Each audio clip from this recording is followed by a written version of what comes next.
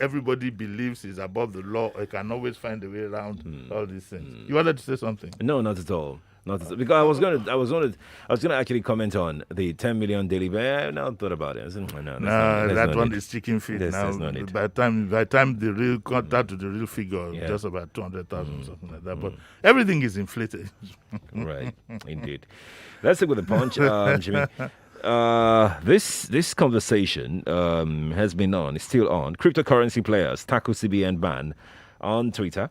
Cryptocurrency players tackle CBN ban on Twitter. It's here on page 30 of the punch. Well, the first thing I will do is to put my arms up and confess. I don't understand this cryptocurrency issue. I tried to listen to, what's the name of the presidential candidate, the CBN man? Kingsley Moghalu. Kingsley Moghalu. I tried to listen to his explanation, but what I do, so I don't know anything about, you can't quote me on anything concerning cryptocurrency. You can't even see it from what I'm told. It's not even something that you can see. It's a bit complex. I'm old school. I don't understand it. But what I do know is that it is a mixed bag of modern day economics, politics, and security. That much I know. I don't know how it operates, whatever, but I know it's a mixed bag. Part of the politics part is that it is most likely being suspected that it can be used to fund, I don't want to use the word events, it can be used to fund activities against the government. I'm talking from the government side now. Right, That, okay, right. we're able to lean on their bank accounts, but this cryptocurrency fund, we don't know, they'll still be able to fund. By the way, we hear there's something coming up on Saturday. We haven't gotten the latest from it yet. I asked the Lagos State government yesterday. They say it's a police matter, so we'll try and see if we can get the Commissioner of Police to talk about it. So back to this. So that's the political side. The economic aspect of it, I honestly don't know. I'm not an economist, I keep saying. So I don't know this, but I also feel that it could be treated with a bit of suspicion. But the criminal part of it, of course, has to do with Yahoo 419, and it looks as if the authorities find it difficult to lay their hands on the movement of funds, even in that, the Yahoo and all kinds of things. They find it difficult. So I think a combination of all that has led to the CBN directive, probably until the time when even they would understand it better, and then they can tighten the controls. So yesterday, it is being reported, of course, some cryptocurrency players took to their Twitter account to express their displeasure with it, and so on and so forth. But the former Vice President Atiku Abubakar also called for a revisitation of the policy prohibiting dealing and transactions in cryptocurrency, saying that the crypto prohibition would restrict inflow of capital into Nigeria. I wish I could get him to expand further on that, where you'll be looking at inflow from cryptocurrency as against the normal channels that people that we all know about. So about that, we had a conversation yesterday on the Morning Crossfire. I brought a financial analyst on the show, and he made it known, he made it clear that crypto trade was Nigeria's crypto trade volume was the second largest in the world in 2020. Well, and then that means what? It means that there is a lot of involvement, a lot of acceptance from Nigerians. And then that means what? Because you see, if you say Nigerians were involved, the question is, what does Nigeria as a country benefit from that large volume? Or what do you lose, by the new controls? That is the question to look at. Right. It's like when you say that, okay, Nigeria is the most corrupt country in the world. Okay, fine, you're number one. And then that means what? For me, it means that I just want an explanation, to be honest with you. I get it. I need that explained to me. Because again, that should tell you something. That how come we are number one in the world? How come the Western world, no country in the Western world is doing this more than we are doing? That sets up an alarm in my head. Yes. So, but like I told you, I still confess I don't know much about this. About this, I know that the UK is a bit hesitant. There are some Western countries that are actually hesitant. Quite a number of them. Quite a number of them are hesitant and saying that, look, this is shrouded in a bit of mystery that might not benefit us in the long But run. you know, the irony of this, another revelation that came out yesterday on the show was that the SEC was ready to regulate it because that's the job of SEC regulation. Well, they're sticking to their job. So they're ready. They made the announcement last September that they will regulate it, only for CBN to come and say that financial institutions stay away. You're prohibited. Well, the CBN has an overall responsibility. Yeah. You understand? Of course, you know that there's lack of coordination between bodies in Nigeria because you would have thought that the SEC would have had a discussion with the CBN. Exactly my point. But you know, that's not the way we operate. You see, I think now, for our own peace of mind, we need to get ourselves down to how we do our things. You know, because you would have now, thought... like this, we they do. Now, so we did one. And the CBN did not actually say what new development, if they had approval in principle, given approval in principle to the SEC. When I say approval in principle, I mean agreement. Okay? But the CBN has an overall responsible. Our economy is in tatters. And I think that all said and done, we need to put some confidence in the CBN measure to put some control. Our economy has gone completely haywire. Our exchange rate has hit the roof. And therefore, CBN has an overall picture of the economy, and that's their responsibility. So that's the way to look at it. It's a bit of politics, crime, and economics all put together. But when you tell me that Nigeria is number 2, it's okay. Okay. It's okay then. Let's pick up the Vanguard. Okay, let's drop the punch for a moment. Sanwo-Olu IGP is a Papa traffic mayhem beyond solution. It's with a rider here. We are helpless. Police, FRSC, LASMA, lament. So if all these people are helpless, then we are doomed. And this is the same scenario we are looking at in the security sector. Nigeria is gradually falling apart, bit by bit, inch by inch. Right. The truth is, I don't know who is going to bring a solution to that Apapa traffic. Okay, and it says yesterday that commuters were tracked for hours in the traffic from Oshodi, Apapa, and so on and so forth. You had policemen, FRSC, you had LASMA. None of them could control the traffic situation on the axis. And it says from Jakade bus stop, inward Apapa to Oto Wharf, a journey that ought to take 3 minutes took close to 6 hours. Oh my goodness. And it says we're helpless. Police, FRSC, LASMA, they lament. And then it says Lagos government keeps mum. Lagos Governor Sanwo-Olu had set up a special traffic management and enforcement compliance team to resolve the traffic gridlock around the Papa, headed by his special advisor. I think I better put a call through to the commissioner this morning, for him to react to this and one or two other stories that also concerns. He says here, Lagos evicts illegal occupants of Banana Island, Ibejuleki, and he says that the government embarked on demolition of illegal structures and eviction of occupants in Banana Island, area, Eleko and Ibejuleki area of the state without compliance with the state building laws. Who would set up a building in Banana Island, such an exposed place, and not have followed the building and environmental laws? So we'll see if we can get the commissioner. We'll use my phone. Your own phone doesn't. No. We'll use your phone. The commissioner has your number on speed dial. We'll try to get him this morning to comment on this. Let's take some comments on YouTube. Additional Gani on YouTube says, I think crypto will put pressure on our scarce forex, and it can affect our exchange rate negatively because it's virtual money. That's additional Gani on Twitter. And I also think that maybe the CBN are a bit uncomfortable with, you say it's cryptocurrency, it's not money that is seen. You can trace its movement that much. Maybe they just feel, they'd rather have some element of control. It's not peculiar to us. Other countries have also said just about the same thing. Right. Let's go over now to the Punch. Lagos auctions 83 vehicles of traffic law violators. Lagos auctions 83 vehicles of traffic law violators. Is here on page 5. Well, I mean, it's good news to see that some level of enforcement is going on, and we commend the government for that. And we tell them to step on the pedal and to make sure that we are rid of this habit of people, at the very least, going in the wrong direction which has led to deaths, accidents, and so on and so forth.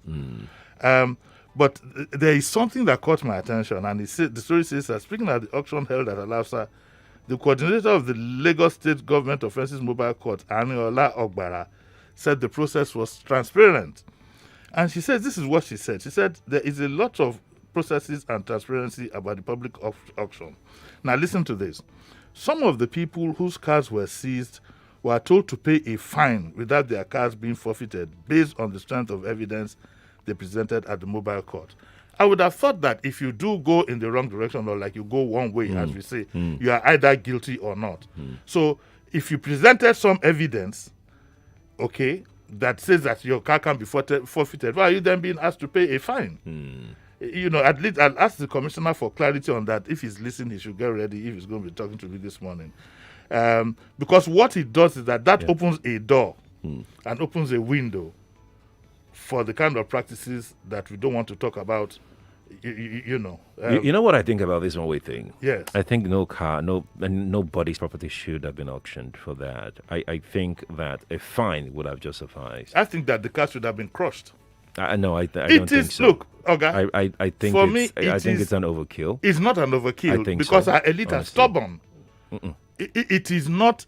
Why would you want to go one way anyway? Yeah, people are meant to break the law. That's what people are for. So when they break the law, punish them. No, when you find a situation that demands that you have to use a big axe, so be it. Not in this case, actually. We are the ones who keep complaining Not that in this the case. Wait. Yes, people violate the law. Yes, people break the law. Yes. What this does is to sink in. It will not sink anything. It's just like saying that. What's it called? Hold on, Jimmy. It's not like saying that death penalty would make crime go away. No, it will not sink. But anything. what do you think crime would be without the death penalty? No. It will not change anything. We've seen it. No. People are being killed. It never stopped people from committing crime. I can assure you, and I believe very strongly that the death penalty would make some people think twice before committing certain crimes. A criminal will always be a criminal. But why do we want to make a case for those who break the law? No, we're not making a case. I am saying my point of view is that crushing their cars or auctioning their car, their so what vehicle, kind of fine? What kind of fine? Put a hefty fine on it. Like how much? I don't know. I can't determine that. No, Put a hefty fine on it. Left to me. You see, we need to look at now. You can't control the traffic situation on Apapa. You understand?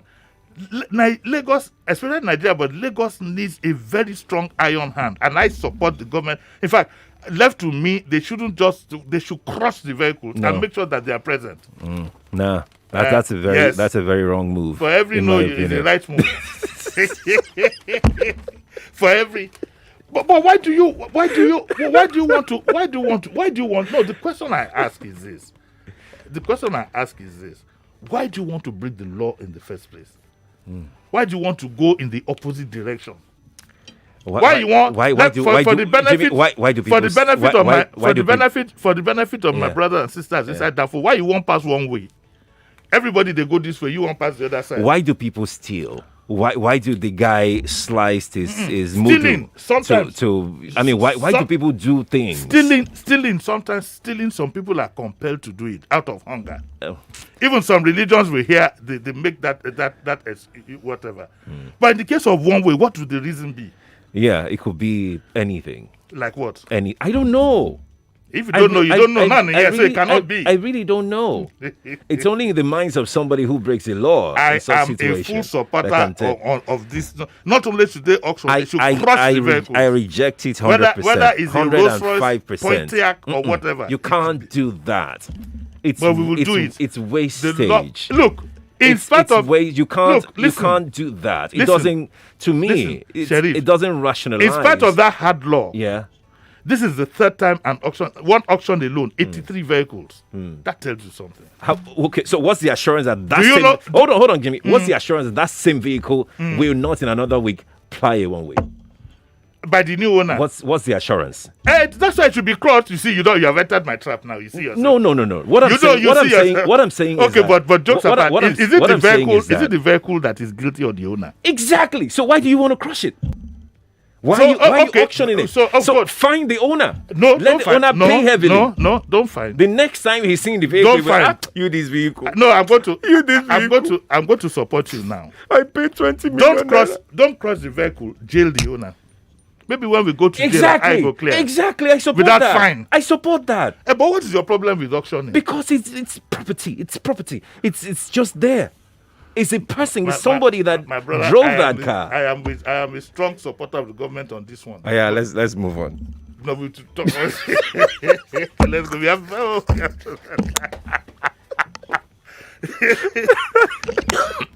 Sorry. Let's take a look at this headline here from the Vanguard page. Sheriff, you're not No, I will not. 2023, it's payback time for Tinubu's presidency. What does that mean?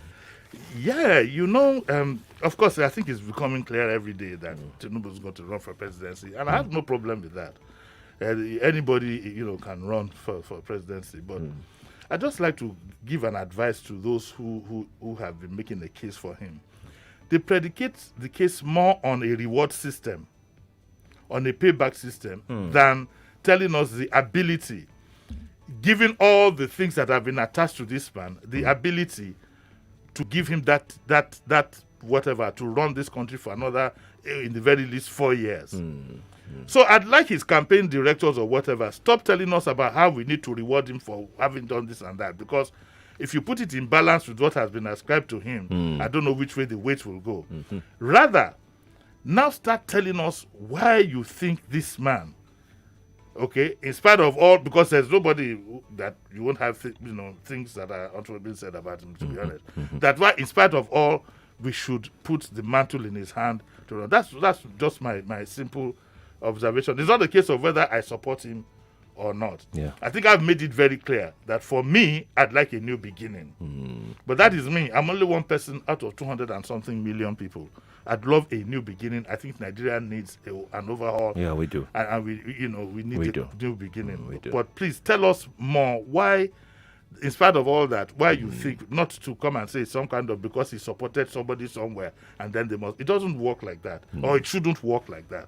And you're talking about our lives here. We've been living in penury and all kinds of things for the past 20 years. If we want to continue with that, so be it. So you now want to put the existence of over 200 million people on a reward system? On a reward system, it doesn't make sense to me. It doesn't make.